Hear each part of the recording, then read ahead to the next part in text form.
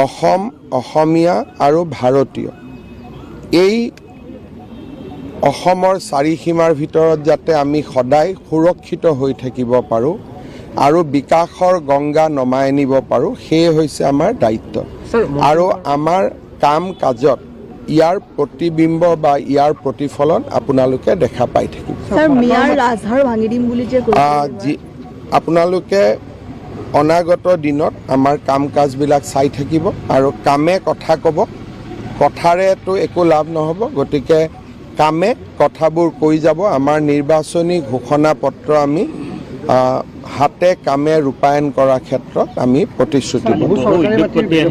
চাওক, আজি মই এটাই কথা কৈছোঁ যে কামে কথা কৈ যাব আৰু কথাৰে একোতো নহ'ব। কথা কোৱাৰ সময়টো পাৰ হৈ গ'ল নিৰ্বাচন প্ৰচাৰ অভিযানৰ সময়ত। এতিয়া কথা ক'লে মানুহে বেয়া পাব, এতিয়া মানুহে কাম চাব বিচাৰিব। যোৱাকালি শপত গ্ৰহণ অনুষ্ঠানত NDA আৰু NDAৰ বাহিৰৰো মুখ্যমন্ত্ৰী সকলে বা NDAৰ বাহিৰৰ ৰাজনৈতিক দলেও যোৱাকালি আমাৰ শপত গ্ৰহণ অনুষ্ঠানত অংশগ্ৰহণ কৰিছিল।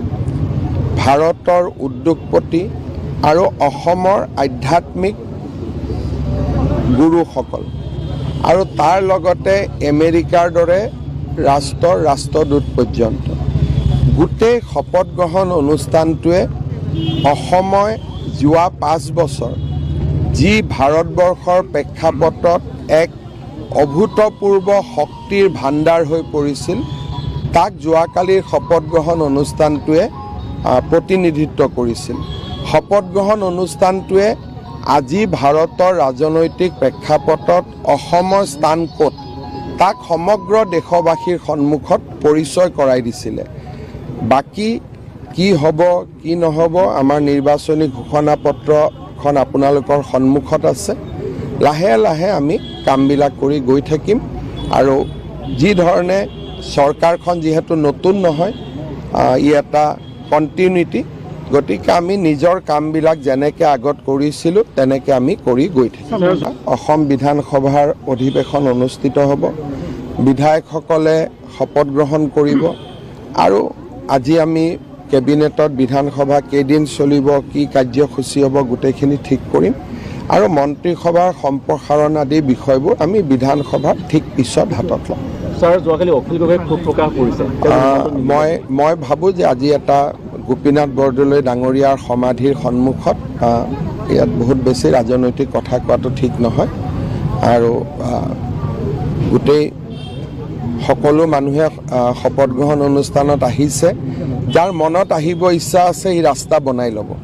গতিকে আৰু নহ'লে টিভিৰ পৰা চাইছে যদিও একেই সমাৰোহত চামিল হোৱাটোকে বুজায়, কাৰণ আমাক কিমান মানুহে ভোট দিছে, 1 কোটিৰ ওপৰত মানুহে ভোট দিছে, সকলোতেতো আহিব পৰা নাই, টিভিত চায়ে আমাক আশীৰ্বাদ দিছে, গতিকে আশীৰ্বাদটোহে আচল কথা। The oath taking ceremony reflects how Prime Minister Narendra Modi and his entire cabinet colleague and how BJP and the party organization consider Assam. Assam is a emerging power. Assam is a emerging as a hub for development, hub for industry.